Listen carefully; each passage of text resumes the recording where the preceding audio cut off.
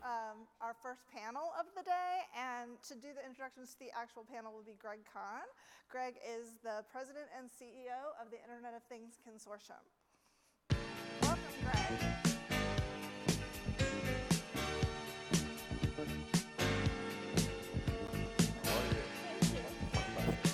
Good morning, everybody. How is everyone? Let's get the volume up. First, got the We Are family playing in the background. Good morning and welcome to the first full keynote panel for IoT World. Am I going to have to go over the soundtrack here? Can everybody hear me? I'm thrilled to be leading a panel today with some of the top city leaders in the US and also representing Singapore to discuss a very important topic that has become the forefront of the IoT industry, how to develop and maintain smart cities and how to make them resilient for the citizens.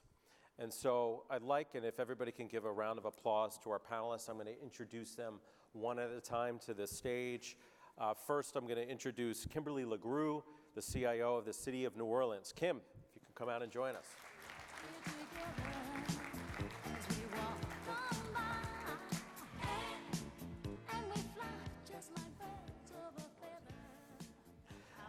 Next, the CIO of the City of San Jose, Shireen Santosham. Shireen.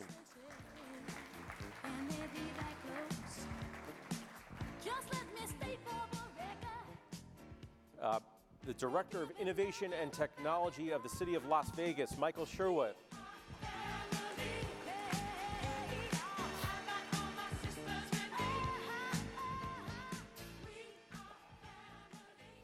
The Deputy CIO of the City of Phoenix, if you could give a round of applause to Ajay Joshi.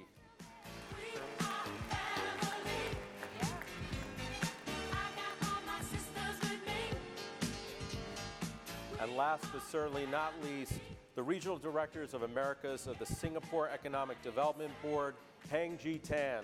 Heng Jie.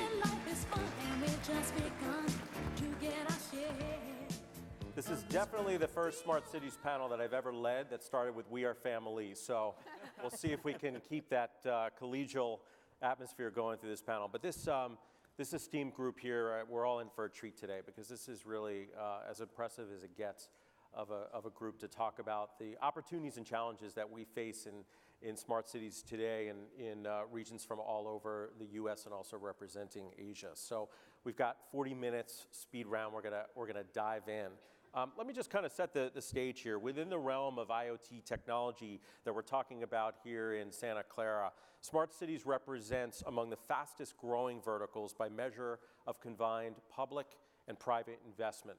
The International Data Corporation estimates that worldwide spending on smart city initiatives will reach about $95 billion, that's with a B, in 2019, an increase of 18% over 2018.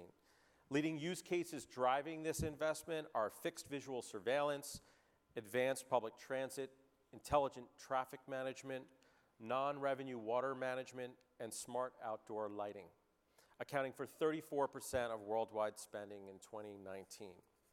So our session today is framed as overcoming challenges and creating an intelligent, resilient city.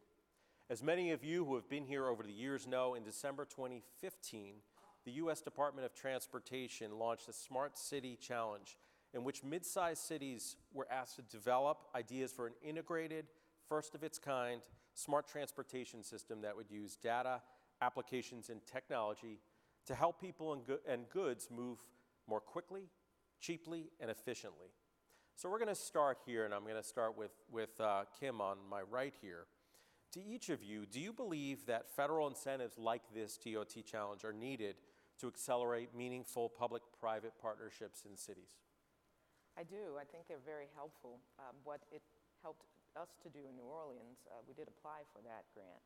It helps us to define our problems. It helped us to flush out where our challenges were and the things that we'd like to see change, or actually who would be affecting that change in our government. So yes, while we did not win that challenge or were not awarded, it started a working group for us, and it actually was a catalyst to us defining where we want to solve problems in the future, especially around transportation. Michael. Great question, and good morning or afternoon to you. Partnerships are important, so are relationships, and so I think so is communication. So any type of partnership that can bring government with the community together more, and then invite the private sector in as well, is extremely important for any type of success. So, I mean, for us, it's always about learning to work together. You want a system that's not just in your city and then it stops. What happens when you go to the next city? So you want to be able to build systems that are sustainable across regions. It's really about connecting people, building workforce, and building economic opportunities. So those partnerships are very important to make that work. AJ? Good morning. Keeping with your theme of we are family. This is the resilient cities. What we have done is, again, similar to what Columbus did, we partnered the Department of Transportation, the different cities around the Phoenix metro area, worked together, and we worked with the Department of Transportation to get a grant to help with intelligent transportation. So again, the partnerships are key because no one city can do it alone. Michael talked about that. We have to work together, we have to work collaboratively, and that's how we become resilient. Shireen, representing Silicon Valley here, how do you see the DOT's challenge with respect to public-private partnerships? As everybody said, it's incredibly important, but we had 78 cities from across the United States apply for that challenge, so the interest level was huge, but there really was only one winner who got all of the funding, and then there was 10 cities that got very small awards. So the question is really, how do you make this sustainable in the long term? And I think these programs are incredibly important about bringing people together, helping us think and spark ideas, but in the long term, we really need plans and dollars from the federal government and from state governments to really do this at scale. Heng Jie, I want to kind of turn to you, and we talk a lot, and in our pre-call, we also discussed, you know, how as an industry can we move from these pilot programs to full-scale implementations? I think we'd all sort of agree that Singapore is, if not the leader, one of the leading nations in terms of smart cities deployment. So how do you see this from the lens of the US, where we had this competition? For those of you that weren't aware, Columbus, Ohio won that competition, that DOT challenge. But we talk a lot about how do we move from this pilot to scale stage. How are you doing it? Well, thank you first and foremost for the opportunity to be on the stage with everybody. I thought it's important to actually, before jumping into answering a question, to actually set the context. I think Singapore is a very small place, right? We are a very small city-state, and so we don't face the extent of the complexity that other cities in the US have to navigate. We work with just a single layer of government. Singapore, when I say it's small, it's 5.5 million population, and that's 2/3 the size of population of New York City. I like to tell people that Singapore is just a full marathon from east to west and half a marathon from north to south. So that's how small we are, and I think that that compact and dense environment does give the government some advantages in terms of rolling policies and rolling plans out. So when it comes to new technology, where we are not so sure as to what really is that benefit or the returns that we get from doing a full-scale rollout, I think our approach is to take it step by step, right? So we run pilots, and through the pilots, we partner with industry, we ascertain what are the parameters of success at each milestone, and from then on, we determine, whether we want to roll it out to more precincts. We want to do a nationwide, rollout. But I think the key to success really is to be very clear what the government wants from that, partnership. What are the objectives, and to be very clear on the goals from both sides, both the industry end as well as government end, like what we want to achieve at the end of the day. So that's kind of how we gate the process, and that's how we roll it out. But we certainly have an advantage from being very small, and that does help us in some ways.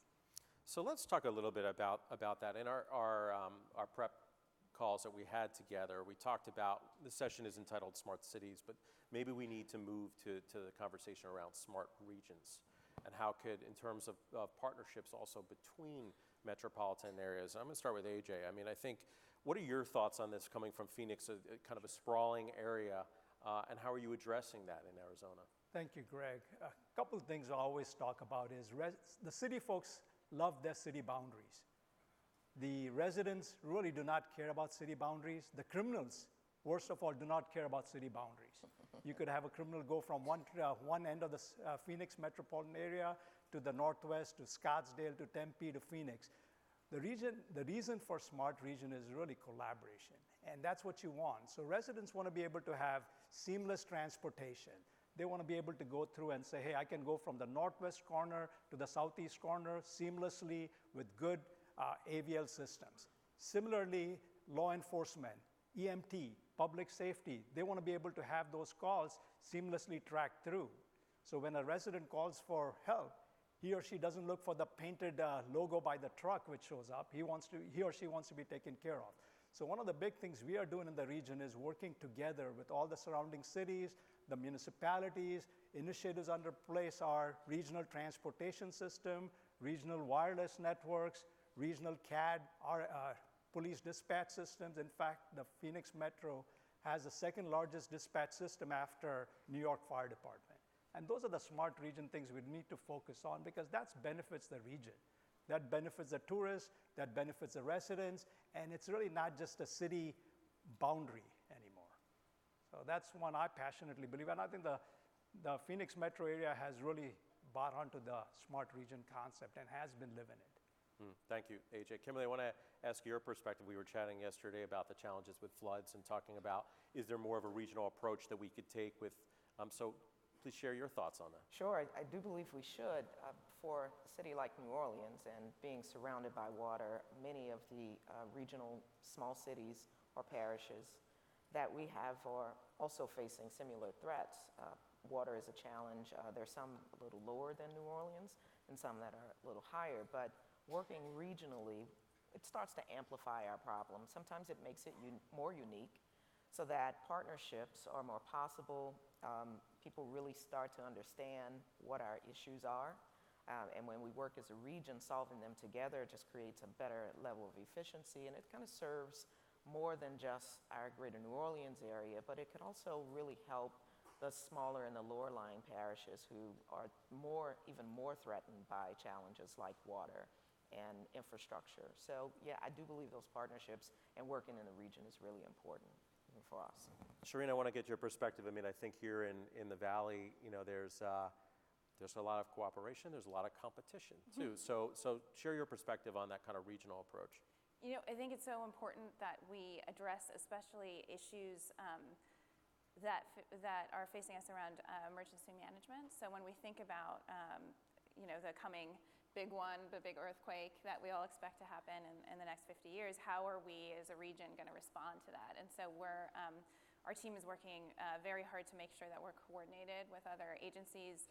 They implemented AT&T FirstNet earlier this year, and so those kinds of communication systems are going to be very critical as we move, as we expect this to happen. And we really need to work more closely with our employers, because the employment market is not city, it's regional, as you know. Traffic is regional, housing is regional, and so working more closely with our big employers is going to be critical to making sure that people are safe when the time comes. I want to pivot slightly.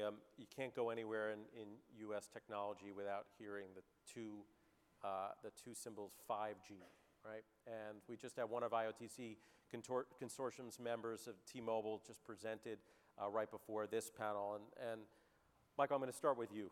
There's only one Las Vegas. I want to get your perspective of, we all believe in the potential of 5G, but now let's talk about the practicality kind of from a city level.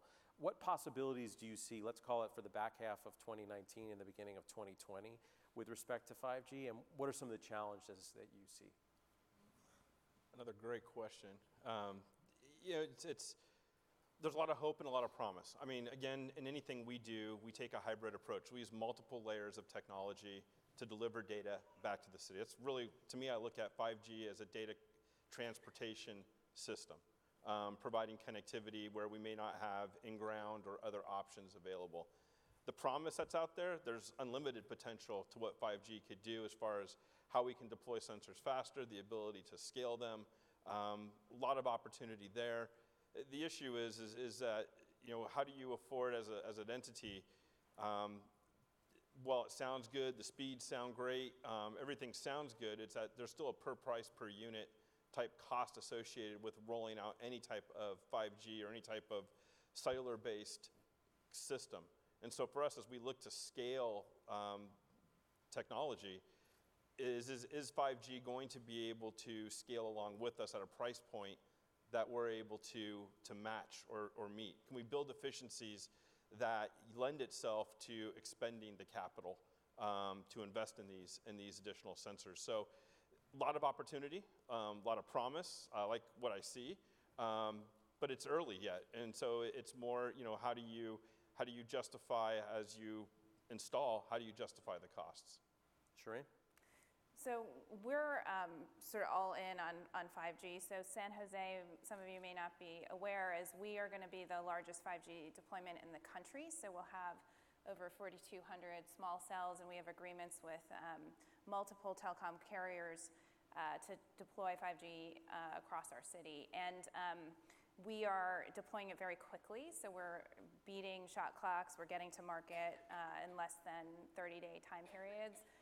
For permitting, which is a big issue around how do you actually build these dense networks. And so it's very exciting to be part of that. And for us, it was really important that we not only deploy the technology quickly and make sure that we can partner with our corporate partners, but also that our whole city was brought along in the process. You might not know that we have close to 100,000 residents in San Jose that don't have access to broadband. That's nearly 10% of our city. So as we think about accelerating these very exciting technologies, we're leaving a lot of folks out. And how do we make sure we bring everyone along with us? Today, San Jose, we have about 34% Latino population, yet only 5% of executives in Silicon Valley are Latino. And so, how do we create that pipeline? And so what we've done is taken the revenues that we're getting as a city for building these networks, and we've purpose them into a digital inclusion fund that will close the digital divide in San Jose. We're the first city in the country to pledge to close it and connect 50,000 households to the internet, as well as build digital skills for our community. So we're really excited about this kind of public-private partnership and what it's going to do for our community. That's an amazing initiative. Congrats on that. Kim, your perspective on 5G? Just about the same. New Orleans has a very defined digital divide. We see it geographically defined. So our legislation, new legislation and new ordinances allow 5G technology. So we're working very closely with our city council to make sure that we have a path forward so that 5G technology becomes prominent in our city. So we're working with our partners there. But as we look at the digital divide and digital inclusion, what we know is we've got to serve residents in certain areas. So we want that 5G technology and those partnerships to bring connectivity to the areas where we see it as grossly underrepresented. But we started with something really simple. While we're starting the permitting process with our partners, we're looking at institutional fiber for the city of New Orleans and where those partnerships we can leverage as you build your infrastructure for 5G, help the city, help us to bring more connectivity to those areas. And we're starting with just a simple device repair program. So we're asking residents, let us help you. Let us get you and your devices connected to the internet. First, we start there, some education for our users. We get them a device and get them working, and then we want to overlay our services with new technologies like 5G. Then it becomes relevant, then it becomes something that every resident can participate in, and it does not look like we're bringing technology in for just technology's sake. So we are looking for the partnerships with our 5G providers and our carriers to bring greater connectivity and start to reduce our digital divide. AJ. I agree with everything Kim said. Public-private partnership is key. In the Phoenix metro area, we have a similar ordinance which takes care of exactly that. How do we get the private enterprises to work through public infrastructure? We got thousands and thousands of street lights. How do we do that? The one aspect I want to make sure we pay attention to is anybody who was in the 90s remembers Wi-Fi. Public Wi-Fi was a big thing. Many cities are still saddled with old aging infrastructure, nobody took care of it. So part of the ordinance also puts in place is what is the refresh cycle? As you know, what you put in today is obsolete by the time the guy already put it up there. So what is a refresh cycle? How do you maintain SLAs? How do you maintain uptime? So part of the ordinance also takes into account how do we keep the evergreen of the infrastructure. The other big aspect we need to talk about is resident concerns. We have had those. We have had concerns about cell towers. We have had concerns about Wi-Fi. With 5G, you literally are going to have extremely high density implementation of this. So part of it is also working with the residents, the transparency, addressing health concerns. So again, it's part of working together with the community to making it a win-win.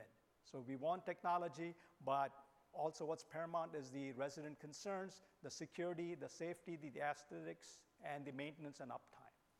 So I want to dive in, and Heng Jie, I'm going to start with you on this. I think we launched an interesting poll in I think IoTC's Twitter handle around privacy and security, and we basically asked individuals to weigh in if they had one choice between privacy and security, which would they choose, privacy or security, which has got some interesting responses. I think the question I want to start with today is the challenges that city leaders are facing are daunting, right? Natural disasters, these security breaches are happening on an ongoing basis. How do you think about balancing the need of innovating with the need to protect and secure citizens and tourists alike in Singapore? Real quick, and you've heard this phrase before, data is the new oil.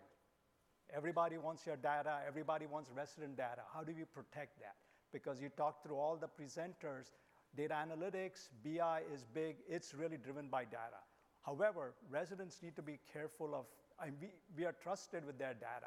Some of the big things we are focused on is a lot of the legislation or the regulation base. For example, criminal justice data, personal privacy data, PCI data, HIPAA data.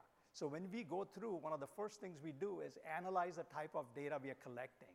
We need to put it in the proper enclosures. For example, is it CGIS compliant? If you're going to put it in the cloud, is it FedRAMP certified? If it's HIPAA, is it HIPAA certified? So again, it starts off right from the first stage of selecting the proper infrastructure, the proper governance, the proper redaction. Now you look at on-body cameras, they have created a whole slew of new problems. You're out in the street, you got some kid you're taking a videotape of, how do you redact that and still be able to produce the information you want through public records? So it's a huge challenge. It's again where we partner with different companies, but again, you have to be standards-based. The data must be classified, the data must have governance in place, it must have custodians. It's not something where you just take all your data and hand it off, because in the end of the day, it's the residents who have trusted you with their private information. So it all starts off with really managing it, communications with the residents, the transparency which goes with it, on-body camera monitoring, and it's a life cycle. You just keep going until you truly are achieving a good governance model. Heng Jie, your thoughts? Wow. So I think I certainly agree with what Ajay has mentioned, right? The challenges for 5G. I mean, we definitely see 5G as an enabler, right? Especially, if the world is getting, increasingly data-driven, digitalized, it certainly is a key technology that will happen, right? But I think from our perspective, a big concern is definitely around user privacy as well as system security. So the solve, I think it's really, having an all the more close relationship with industry. So being very consultative along the way with your partners, how do you go about, navigating some of these challenges that the technology brings? Because we ourselves also don't really understand the extent of the potential, the technology, the benefit that it can bring us, right? But along the way, it's also very important that we continue to stress communication with the citizens, help them understand why is it that, we're doing what we are doing, right? Why are we putting investments and why are we getting the resource? And I think what Shireen, have mentioned is also, really, really resonate with us in the sense that, it's not about technology adoption for technology's sake. How do we make sure that whatever technology that's adopted is inclusive? It is not about putting technology at the front of, any new project.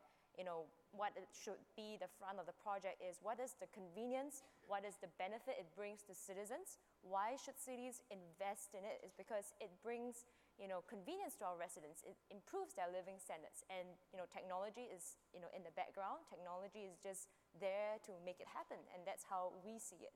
So it's really being very consultative, working with both industry as well as with the citizens to make things happen. Michael, Vegas is always reinventing itself and keeping it fresh and interesting. And so how do you balance this kind of this need for innovation, but also need to serve a diverse citizen and tourist set?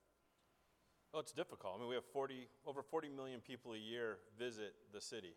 The city is only based on 2.5 million. So you can imagine 21,000 conventions, influx of people, influx of data. A lot of it is trust, obviously, and then transparency.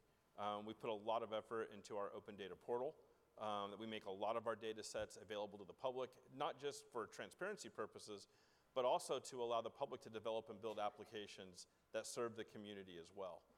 And so it's more, for us, it's been learning about data governance, how to make that an open process with the community, and how to gain that trust. There's a lot to what AJ said, but at the same time for us, it's also about, there's that ability that people go into casinos and that's private property, they're recorded, everything, and everybody's okay with that. Yet you walk out into the public domain and then there's that trust level that we're going to be good stewards of that data that we're collecting or analyzing, and how do we ensure that everybody knows that we're doing that and under what pretenses, and then how do we make that available? So again, for us, it's really focused on the trust and the transparency aspect, and then hoping by providing those data sets into the public domain is that people will be able to use that for the public good and create new applications that help the community. Shireen, I'm going to turn to you, same question with a slight twist. How do we create that trust for citizens, and not just citizens, but also tourists, as Michael mentioned in his township? The number of tourists well supersedes the number of citizens. Mm-hmm. Well, I'll take it in sort of two parts. One is the security issue is obviously very important, and so in San Jose, we actually appointed a chief cybersecurity officer for our city and have a advisory board of executives from around the valley to help advise him on how to make sure that networks are secure. You saw 2 ransomware attacks just this year in Baltimore, and so this is real critical infrastructure for the city, critical information, and just takes one time for you to lose trust with the public. So I say that's first, and then on the privacy side, we're really in a situation where the laws have not caught up with the technology and the rules of the road, and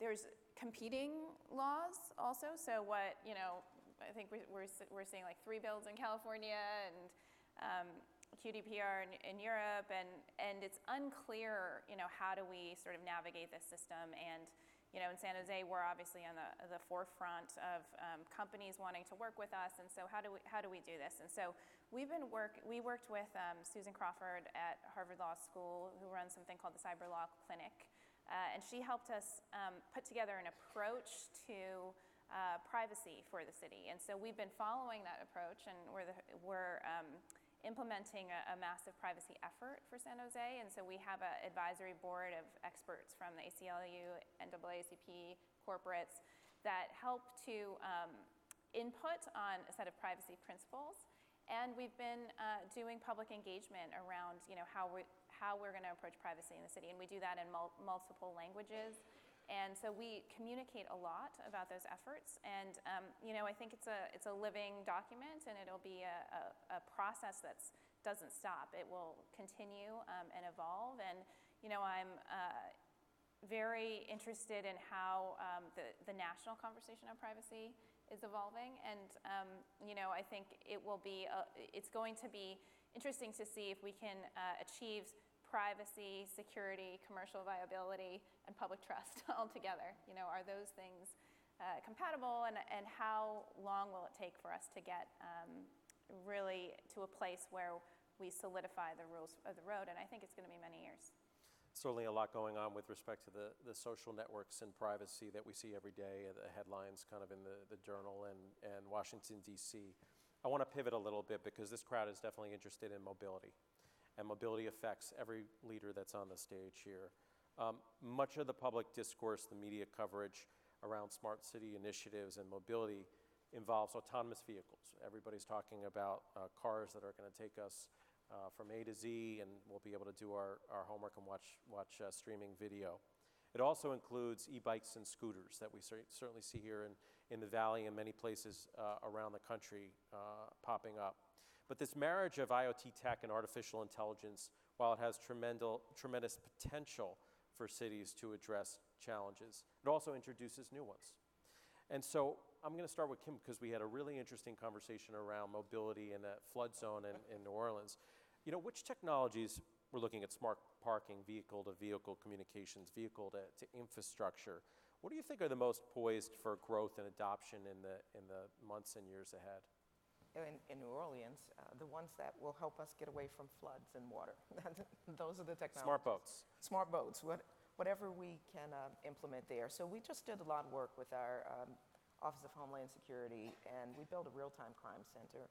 So we've got cameras, a very sophisticated camera network, over 200 cameras deployed. We're deploying about 150 more.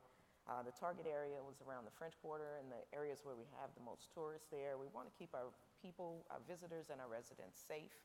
So we've got this new great technology, and what we saw was there was a delay in response to events because we were still dealing with flooding and water. One of the newest or the most effective way for us to deploy sensor technology and marry intelligence with the technology that we have is to address that one thing. I can improve response times by putting a camera or a sensor in the area that says, this is a critical response issue. I've got visitors in the area, and we constantly flood, and it delays the response time of our first responders.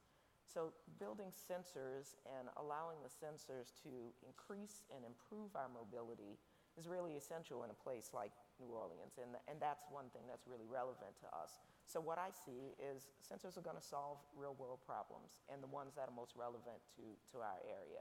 I believe transportation and infrastructure, sensors that really help us manage our infrastructure will be very prominent. Autonomous vehicles, we're not ready for that yet. We've got to educate our users, and we have to build trust, and we've got to get to them when they need us, and we've got to mitigate some of the looming problems in our city first. And then I think we have way to make more advances in technology. Appreciate that perspective. AJ. Real interesting. Kim, I don't think in Metro Phoenix we have any takers for smart boats, unless they can go on the sand. What would be interesting for us would be is really the entire transit system. For example, our summers are brutal. What you do want is smart, intelligent transportation. So if you take a bus and you need a connection to a light rail, you want intelligent transportation. So you want to make sure you provide the applications, you provide the feedback to customers, you provide the AVL, you provide the GIS, which allows users to navigate from point A to point B. Back to self-driving, that's the other big one, which the governor of Arizona back in 2015 passed an ordinance where they have become sort of the testing ground for Waymo, for Uber, GM, Lyft, you name it. And that's one of the big technologies which is happening over there. The climate is great. It's challenging too, and it allows a lot of this to be tested out with sort of open land in many cases. So one of the big pushes there is really improving regional transportation, making sure we can take care of the existing infrastructure, 90,000 buses, tremendous amount of light rail systems, allowing people to go transport or communicate and move from one place to another, and supporting newer technology, which is the vehicle to infrastructure communication. Another challenge we have is, and I'm sure you have it in other places, wrong way drivers who enter interstates. And that's a tragedy waiting to happen. So what can we do to prevent these kind of accidents to happening? Because sometimes in the night or even during the daytime, they enter the freeway from the wrong side, and we have had nasty accidents happen there. So these are the problems and challenges we need to solve. But again, self-driving probably provides an answer. Vehicle to infrastructure communication provides an answer. Interesting. Thank you. Michael. I would say this. I think there's two parts to it. I think there's the technology part, which we talked about, but there's also the inclusion part. We need to look at mobility as a service for all levels of society and the community. Why do more people not use transit systems today? Why are we more dependent on vehicles than we are? And how do we provide systems that are seamless It's not just that last mile, but it's how do we get people around a city more expediently and safely. So to me, that's the challenge. The technology behind it is important as well. And I think mostly it's going to be the infrastructure to the vehicle and vice versa. To be a vehicle to infrastructure is going to really be the area that kind of does it. But none of that comes back and it sort of full circles a little bit. I'm going to go around. And we talked about standards. And it's really got to be, we have signal lights that are the same across the United States pretty much. It's red, yellow, green for the most part. And our stop signs are standardized. We need data standards. We need transportation and mobility standards. We need data standardization, and that's going to help in that mobility story as well. That's really where it starts, is with the standardization. Once you have standards, then we can build systems and solutions that help all levels of the community. All right, Shireen, we're in Silicon Valley. Give us your perspective on mobility. Yeah, it's so I'll take the standards piece and build on it a little bit, which is ultimately managing the public right-of-way, which is our streets, our curbs, and frankly our airspace below 400 feet is going to be a really hard question, right? Because you're going to have delivery drones, and you're going to have autonomous bots for delivery. You're going to have autonomous vehicles. You're going to have something in between a motorcycle and a car, very different types of vehicles ultimately in the public right-of-way. And so what is the management system for that, right? What is curbside drop-off and pickup space? Like, can you dynamically price your curb? How do you price airspace? These questions are not here today, but certainly are going to be questions of tomorrow. And how do we build that? Today the questions we have are a little bit more pointed, like, how can we use IoT solutions to manage scooters in our city? There's scooters, people love scooters, we're happy that they have them, but we want to use them safely, make sure that they're safely parked and safely used. And so, what are the use cases there? But without those ultimate data standards, data sharing, data layers, management tools, we're going to be in a real mess just in terms of walking down the street for all of us if we don't figure this out, or it'll stall deployment or advancement of technology. And so that's my perspective. All right, you said it here first. We're looking at pricing per curb. Heng Jie, there's a ton happening in Singapore with respect to mobility as well. Share your perspective, and vis-a-vis the United States. So one of the things that definitely struck me when I first moved over to the US is how car-centric, the cities and, is in the US is, because, you need the car definitely to get from places to places, right? So in Singapore, the first thing we think about is, public transportation, right? And that is the policy emphasis that the government takes towards mobility, is having the public transit as the backbone, so that's our rail. And then we design, or we think about how do we use technology to solve around the public transport. So we are very interested in autonomous vehicles for first and last mile. We're interested in, can drones actually move things and, elevate, congestions on the road? So, and we have all this tests going on. But, these are, I would say, it's an investment in the future. It's things that we are looking at 3 and 5 years ahead. Now, I just wanted to, share a little success story that we have had in Singapore. And I find this really, really interesting, right? Because we're at an IoT conference, and the technology that, we're thinking about, what can we use? What kind of technology can we use in today? And in Singapore, it is hot, it is humid, it is so hard to convince a Singaporean to actually walk for 10 minutes, because if they leave the house, when they reach the next destination, they are hot and they are sweaty, right? And mobility is not just about cars and transit, right? It's about walking too. You can get from a point with, your own 2 feet. So we frame it as a national step challenge. And because, IoT has allowed for it to be so cheap to actually get a wearable, so the government actually invested, and we got, it's not a very sophisticated device. It's not a, Fitbit type of thing. No sophisticated software, but, everyone gets a step counter, right? And so, we have old grandmothers, like young little kids, and then, everyone has a little step counter, and then they take steps and they walk, to the market, they walk to school. And what they do is when they hit a little, lamppost, X number of steps, they start getting credits. And with a certain number of credits, you get a free cup of coffee, and it took off, and we are like, wow, if you have, a little bit of some technology, you gamify the system a little bit, you put in a little incentive to nudge people in some behavior, and of course, we also frame it as it's a healthy health promotion type of event. So I thought, this is some of the little things, as we look ahead and we invest in, the infrastructure, autonomous vehicles, we look at drones, all this technology, along the way, if there are this little type of, projects and, steps that make sense, it works. And that's something that I think will really take off and we will see success. Thank you, and I think that's a terrific way to bookend this session. I wish we had the whole day with this amazing group of panelists. If we could give a round of applause to Heng Jie and AJ and Michael and Shireen and Kim, and enjoy the rest of the morning.